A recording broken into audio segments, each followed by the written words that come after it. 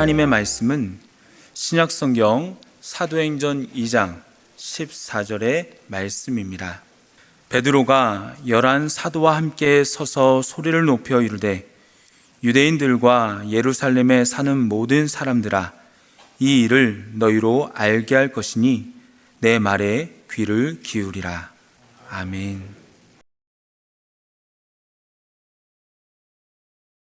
지난 시간에 영과 진리로 예배드리는 삶에 대해서 말씀드렸습니다. 그래서 두 가지를 말씀드렸습니다. 예전에 담겨져 있는 의미를 알아야 우리가 영과 진리로 예배를 드릴 수 있다고, 그리고 예배에 대한 다짐과 그 다짐을 지키기 위한 열정이 있어야 우리가 영과 진리로 예배를 드릴 수 있다고 말씀을 드렸습니다. 자, 오늘은 좀 더 구체적으로 들어가서 말씀과 관련된 이야기를 드리고자 합니다. 이 종교개혁자들의 중요한 공헌 가운데 하나가 이 하나님의 말씀을 예배 순서의 중심으로 회복시킨 곳에 있습니다. 그들은 단순히 이 성경을 봉독하는 것만으로는 하나님의 말씀이 회중의 삶에 영향을 미치지 못한다고 생각했습니다. 그래서 이 봉독한 본문 가운데서 일부분을 쉽게 풀어서 설명하기 시작했습니다. 여기서 더 발전시켜서 어떤 본문을 선택해서 좀 더 기술적인 성경 교훈을 가르치기 시작했습니다. 이것이 바로 오늘날의 설교가 된 것입니다. 자, 그렇다면 이 설교는 어떠한 역할을 해야 하는가라는 것입니다. 이 설교는 어떠한 목적이 있어야 하는가입니다. 오늘 본문인 사도행전 2장 14절부터 36절까지 소위 베드로의 오순절 설교가 나옵니다. 여기에서 우리는 이 설교의 역할, 설교의 기능 또는 설교의 목적을 발견할 수 있습니다. 먼저 설교는 청중을 주목시키는 역할을 해야 합니다. 오늘 본문 말씀을 다시 한번 보겠습니다. 베드로가 11 사도와 함께 서서 소리를 높여 이르되 유대인들과 예루살렘에 사는 모든 사람들아, 이 일을 너희로 알게 할 것이니 내 말에 귀를 기울이라 라고 말합니다. 베드로가 지금 여러분 제 말에 귀를 좀 기울여 주십시오 라고 외치면서 설교를 시작하고 있습니다. 그만큼 지금 상황이 매우 혼란스러움을 이야기하고 있습니다. 다락방에 사람들이 모였습니다. 120여 명의 성도들이 있었습니다. 오순절이 되어서 성령의 충만함을 입습니다. 그리고 성령이 말하게 하심을 따라서 방언으로 하나님의 말씀을 전합니다. 당시에 예루살렘에 모여든 사람들, 대략 15개 지역에서 온 사람들이 있었습니다. 그런데 그 사람들이 그 지역에서 사용하던 언어로 설교 말씀이 들려옵니다. 디아스포라 유대인들이 그 지역에 살고 있던 언어로 하나님의 말씀을 들을 수 있었습니다. 이들은 매우 혼란스러워합니다. 아니, 어떻게 이런 일이 생기는 것일까? 저들은 우리의 말을 배운 적이 없는데 어떻게 우리의 말로 이 말씀을 이야기할 수 있는가 하면서 매우 혼란스러워합니다. 그들의 반응은 크게 두 가지였습니다. 한 부류의 반응은 사도행전 2장 12절에서 이렇게 기록합니다. 다 놀라며 당황하여 서로 이르되 어찌된 일이냐라고 말합니다. 아니, 이게 도대체 무슨 일이야 하면서 매우 당황스러워하고 있습니다. 또 다른 부류의 사람들은 어떻게 말합니까? 13절 말씀을 봅니다. 또 어떤 이들은 조롱하여 이르되 그들이 새술에 취하였다라고 합니다. 이 사람들 밤새 술 마시고서 지금 술 취해서 이러고 있는구나, 그렇게 막 조롱하고 있었다는 겁니다. 이렇게 사람들이 혼란스러워하는 상황 가운데서 베드로가 설교를 시작해야 했습니다. 그래서 여러분 제 말에 귀 기울여 보십시오 라고 외치고 있는 것입니다. 이 외침은 어떤 의미가 있습니까? 혼란스러워하는 사람들에게 이 일을 여러분에게 알게 하겠습니다. 그러니 제 말에 귀를 기울여 보십시오 하면서 그들의 관심을 유도하고 있습니다. 또 술에 취했다면서 조롱하고 있는 사람들을 향하여서 이 제자들이 술에 취한 것이 아닙니다. 제가 논리적으로 설명을 드리겠습니다. 그들의 주목을 집중시키고 있는 것이었습니다. 베드로의 이러한 작업은 설교 도입 단계에서 매우 중요한 과정입니다.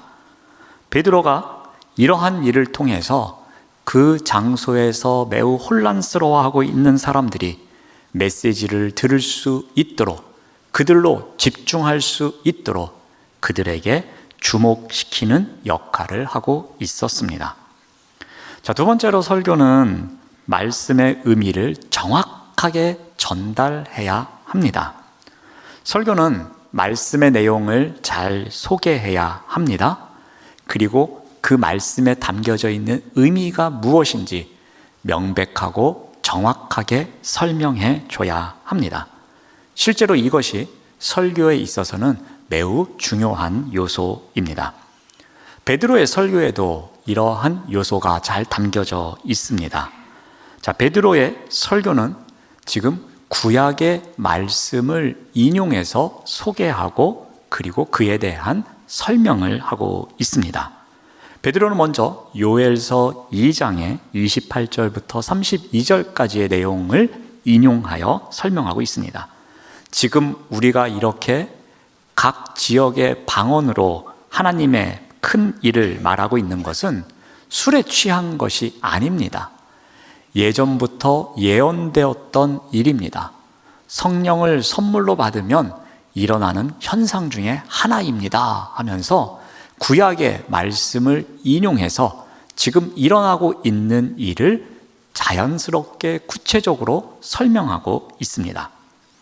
또한 예수 그리스도에 대해서 소개하면서 그의 십자가 사건과 부활을 소개합니다.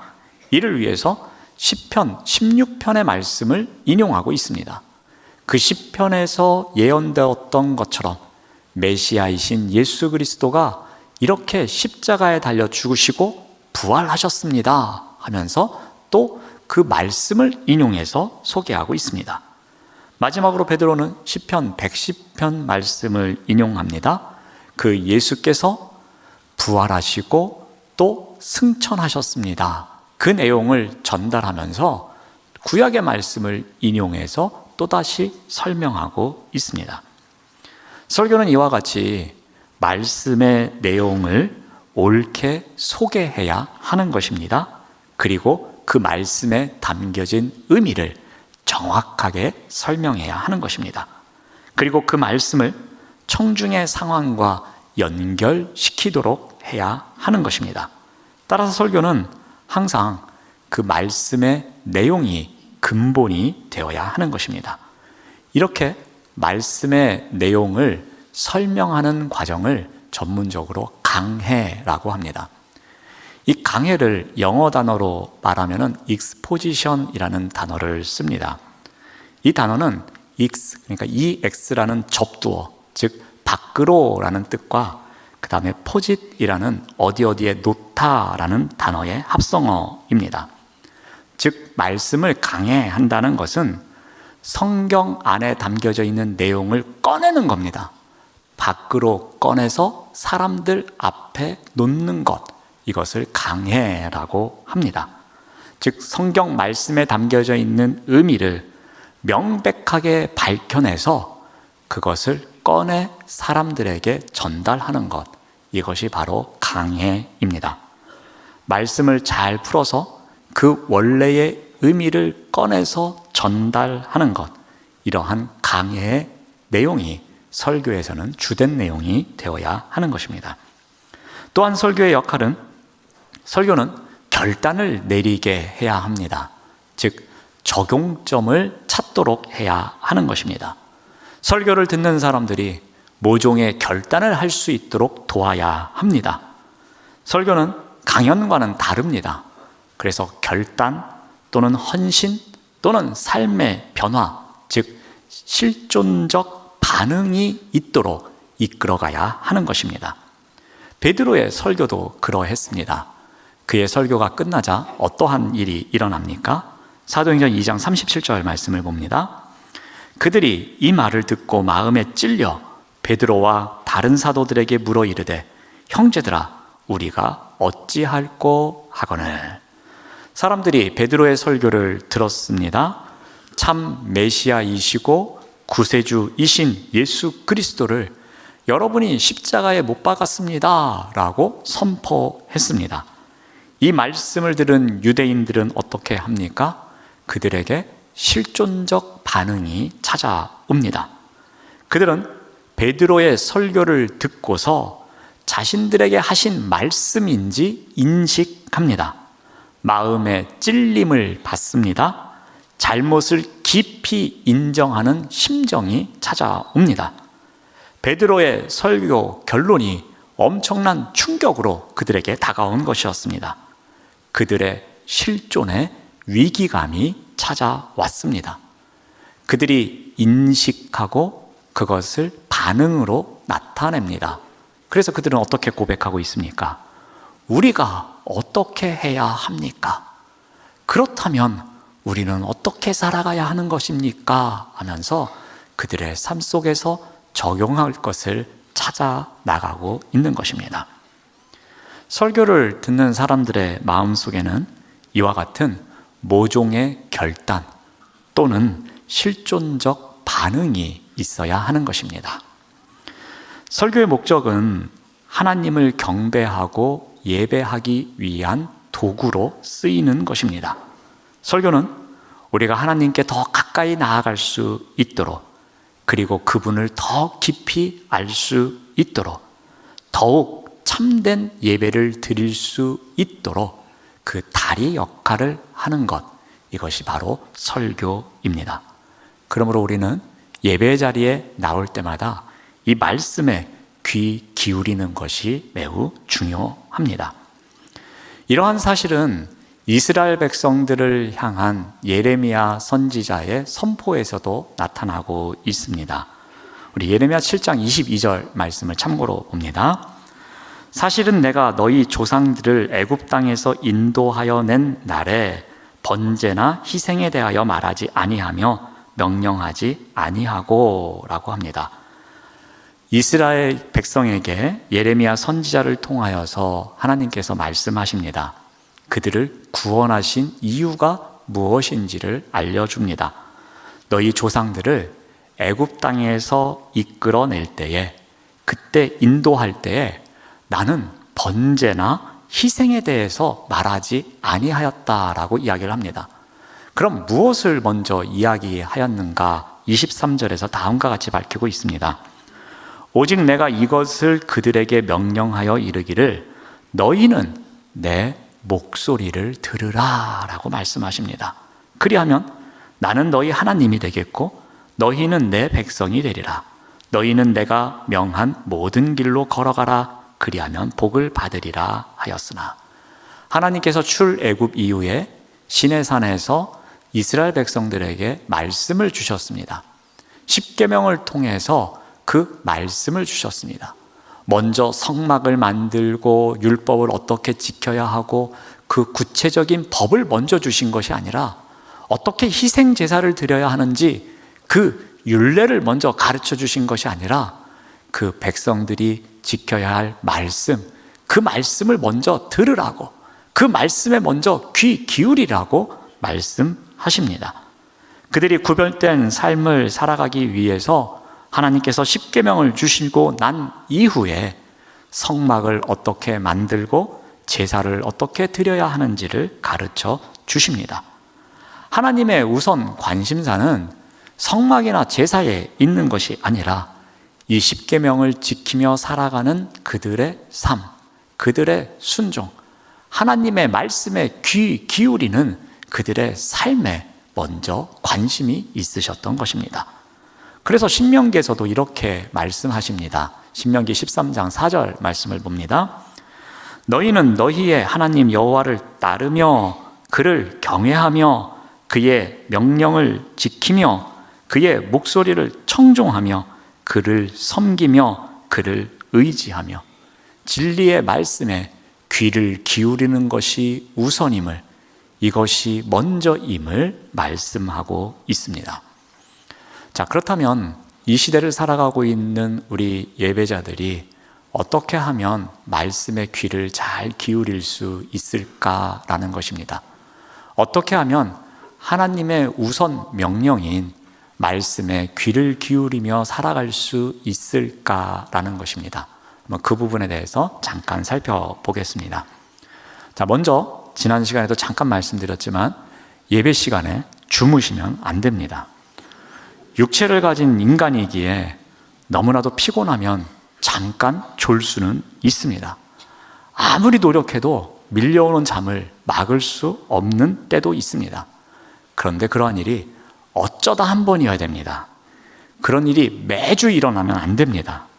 반복적으로 되풀이되고 있다면 이것은 단순한 육체적인 피로만으로 이야기할 수 있는 것이 아닙니다. 어떤 분은 의지적으로 잠을 자려고 하는 분이 있습니다. 약간 팔짱을 끼면서 엉덩이를 살짝 빼고 잠자기에 편한 자세로 앉아 계시는 분도 계십니다. 이 미국으로 건너간 청교도들은 예배 시간에 조는 자들을 깨우는 당번이 있었습니다. 그 작은 나무 공을 매단 긴 막대기를 가지고 이런 통로를 오가면서 예배 시간에 졸고 있는 사람이 있으면 그 막대기로 툭툭 쳐서 사람을 깨우곤 했습니다. 토마스 왓슨이라는 사람은 또 이러한 이야기를 합니다. 말씀을 들을 때 졸지 않도록 주의해라. 예배 시간에 조는 것은 대단히 불경한 일이다. 세상에서 살 때는 그렇게도 생기발랄하면서 하나님을 예배할 때는 어떻게 졸 수 있는가? 예배 시간에 우리는 생명의 양식을 얻게 된다. 음식을 앞에 둔 사람이 잠들 수 있는가라는 말을 했습니다. 여러분, 예배 시간에 졸았다고 하나님께 벌을 받습니까? 그렇지는 않습니다. 하지만 분명한 사실이 있습니다.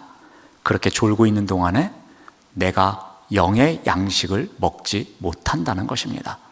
내가 졸고 있는 동안에 나를 향해서 주시는 말씀, 그 말씀을 먹지 못하고 지나치게 된다는 것입니다.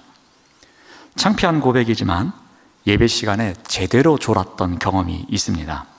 청년들과 함께 사역할 때였습니다. 단기 선교를 마치고 토요일 날 저녁에 돌아왔고 교육자들은 일부 예배를 드려야 했기에 이제 그 다음 날 일부 예배에 참석했습니다. 오랜 비행과 사역으로 많이 지쳐 있고 피곤한 때였습니다. 기도할 때까지는 버텼습니다. 근데 기도 시간에 눈을 감았습니다. 동시에 깊은 잠에 빠졌습니다. 그런데 순간 움찔하면서 깼습니다. 그런데 설교가 거의 다 끝나가고 있었습니다. 기도 시간에 잠들어서 설교가 끝나갈 때까지 잠을 자고 있었으니 이건 30분 이상 잠을 자게 된 것입니다. 얼마나 창피했겠습니까? 잠깐 존 것도 창피할 텐데 푹 자고 일어났으니 야, 이거 주변 사람들이 나를 어떻게 생각할까 하면서 아무 일도 없었던 것처럼 메모하는 척하면서 끝날 때까지 앉아 있었습니다. 창피한 일이었습니다. 그런데 더 중요한 것은 말씀을 듣지 못했다는 것입니다. 내가 먹어야 할 영의 양식을 먹지 못하고 내가 손해본 순간이었습니다. 그러므로 여러분, 예배 시간에 졸지 않도록 유의하시기 바랍니다.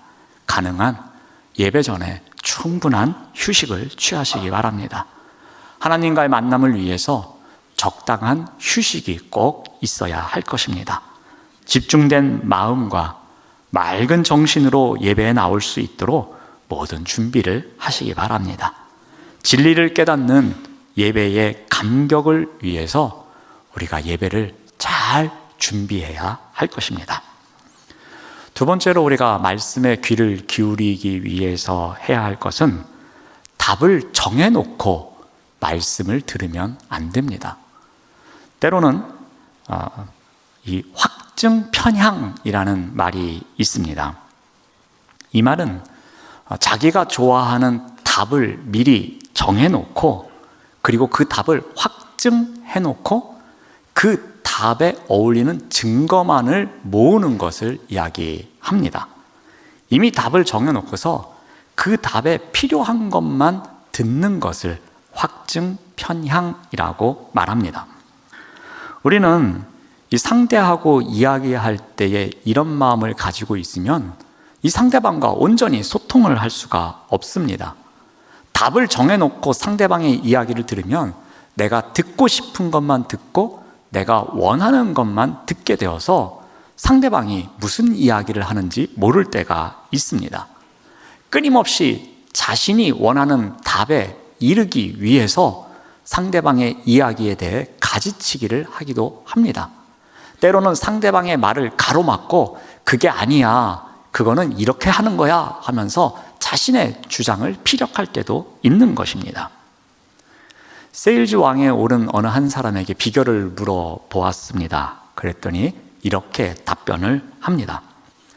나와 다른 세일즈맨들의 차이를 묻는다면 답은 딱 하나입니다. 나는 고객이 말할 때 절대로 물건이나 실적에 대해 생각하지 않습니다. 그 순간 나는 아무 생각 없이 고객의 말만 경청합니다. 고객의 말은 문제지와 같습니다. 당신은 시험장에서 문제지를 볼 때 다른 생각을 합니까? 문제지를 제대로 보지 않으면 시험을 잘 치를 수 없습니다. 고객의 말을 잘 듣지 않고는 그들을 설득할 수 없습니다. 라고 말합니다. 이 사람은 고객의 말이 마치 시험장에서 주어지는 문제지와 같다고 말합니다. 그래서 시험을 잘 보기 위해서는 그 문제지에 적혀져 있는 문제 내용을 정확하게 파악해야 한다는 것입니다. 그래야지만 출제자의 의도를 알 수 있고 출제자의 의도에 맞는 답을 적어야지만 좋은 점수를 받을 수 있다는 것입니다. 문제를 읽지도 않고 자기 마음대로 답을 쓰면 절대로 좋은 점수를 받을 수 없는 것입니다. 설교도 이와 같은 원리입니다. 여러분들이 제목을 보고 또는 본문을 읽어보고 이거는 아는 내용이야, 이거는 이런 거야 하면서 미리 답을 정해 놓은다면 말씀에 귀를 기울일 수 없습니다. 그렇다면 여기서는 이런 이야기를 해야 되는데 다른 이야기를 하네? 오늘 말씀이 내 기대와는 다른데? 아니, 오늘 말씀은 왜 이렇게 긴 거야? 그러면서 설교에 집중할 수 없게 되는 것입니다. 말씀 그 자체에 우리의 생각과 기대를 맡겨야 할 것입니다.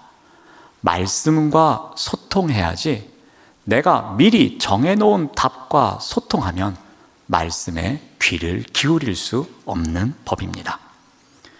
세 번째로 우리가 말씀에 귀를 기울이기 위해서는 쓴소리도 들을 수 있는 넓은 마음이 있어야 합니다. 당태종이 신하에게 물었습니다. 군주가 어떻게 하면 현명해질 수 있습니까? 반면에 어떻게 하면 어리석은 군주가 될 수 있습니까? 이렇게 질문을 합니다. 그러자 신하가 다음과 같이 답합니다. 군주가 현명해지는 것은 여러 사람의 의견을 듣는 것입니다. 반면에 아둔해지기 위해서는 한쪽으로만 치우쳐서 그 사람의 이야기만 들으면 됩니다. 라고 말합니다. 이것은 무엇을 의미합니까? 여러 방면의 의견을 듣는다는 것은 나에게 좋은 이야기도 듣지만 싫은 이야기도 듣는다는 것입니다. 때로는 나를 비판하는 이야기, 때로는 나를 칭찬하는 이야기, 가리지 않고 다 듣는 것을 말합니다. 한쪽으로만 치우쳐 달콤한 이야기만 들으면 우둔한 리더가 된다는 것입니다. 권력을 가진 군주가 듣기 싫은 소리가 듣고 싶겠습니까? 자신의 자존심을 건드리는 일이라고 생각하면서 버럭 화를 낼 수도 있을 것입니다. 이랬던 사람이 있습니다. 바로 북이스라엘의 아합 왕입니다. 그는 남유다의 여호사밧 왕과 친분 관계에 있었습니다. 그래서 남유다의 힘을 빌어서 길르앗 라못을 공격하려고 했습니다. 하지만 여호사밧 왕은 하나님을 섬기는 왕이었습니다. 그래서 이 일이 옳은 일인지 아닌지 하나님께 여쭈어 보자고 말합니다. 그때 아합 왕이 누구를 데리고 옵니까? 400명의 예언자들을 데리고 옵니다. 그 선지자들에게 어떠한 답변을 듣습니까? 모두가 다 왕이시여 올라가십시오. 여호와께서 왕의 손에 길르앗 라못을 주실 것입니다. 이렇게 거짓 예언을 합니다. 그런데 딱 한 사람 미가야는 어떻게 예언을 합니까? 왕이 그곳에 가면 죽을 것입니다. 올라가시면 안 됩니다. 라고 말합니다. 그러자 아합 왕은 어떻게 합니까? 미가야는 늘 나에게 부정적인 발언을 하는 자입니다. 이 자는 나에게 좋은 이야기를 한 적이 없습니다 하면서 그의 말을 무시합니다. 심지어 그를 감옥에 가둡니다. 결국 아합 왕은 어떻게 됩니까? 그 전쟁터에서 사망하게 됩니다. 우리가 상대와 소통하기 위해서는 나에게 좋은 이야기를 하는 것도 들어야 하지만 싫은 소리 하는 것도 들어야 합니다. 그리고 그 가운데에 옳은 말이 있다면 그것을 과감하게 자신에게 적용하며 고쳐나가는 삶도 우리에게 있어야 하는 것입니다. 그런데 아합 왕은 그렇지 못했습니다. 좋은 이야기 하는 사람들만 옆에 두고 그러한 이야기만 들으려고 했습니다. 설교 또한 같은 원리입니다. 우리가 말씀에 귀 기울이기 위해서는 그 말씀이 나를 불편하게 만들지라도, 그 말씀이 나의 마음에 들지 않을지라도 그 말씀이 필요한 말씀이라면, 그 말씀이 나의 마음을 움직이고 있다면 그 말씀을 받아들이는 넓은 마음이 우리에게 있어야 할 것입니다. 쓴소리도 말씀으로, 그리고 그 말씀을 듣는 마음의 여유가 있어야 우리가 말씀에 귀 기울일 수 있는 법입니다. 사랑하는 여러분, 예배는 은혜를 받는 최고의 기회입니다. 예배는 복받는 자리라고 많은 사람들이 이야기를 합니다. 그러나 예배와 복을 받는 자리가 예배의 자리입니다 라고만 생각하면 이것은 반쪽짜리 예배입니다. 예배는 받으려 하기에 앞서서 드리는 것이 바로 예배입니다. 우리의 시간을 드립니다. 우리의 마음의 중심을 드립니다. 그리고 정성을 다해서 드립니다. 찬송을 드립니다. 기도를 드립니다. 감사를 드립니다. 그리고 예물을 드립니다. 이렇게 드리는 것이 예배입니다.